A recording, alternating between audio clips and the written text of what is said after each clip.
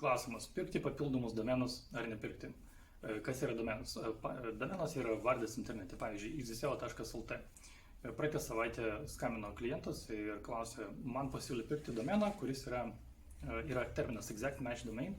Tai exact match tai reiškia atitinka toks pat kaip raktažodis, kuris yra ieškomas. Raktažodis iš 3 žodžių, suma irgi buvo pasiūlyta už to domeno pardavimą iš 3 skaičių.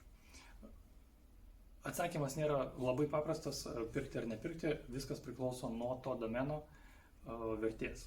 Jeigu tai yra exact match domain raktažodis, tai gali šiek tiek palengvinti iškelimą, jeigu daryti naują tinklapį, naują parduotuvę ant to domeno. Bet jeigu jis neturi jokios istorijos, tai praktiškai jokios naudos nebus.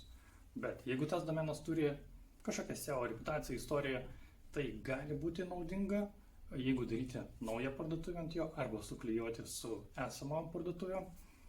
Bet ką reikia žinoti, kad tie domenai, kurie parduodami kaip SEO domenai, jie galėjo būti jau išnaudoti kitiems reikalams. Ir čia būtent apie tai ir buvo, sakykim, ta mūsų istorija.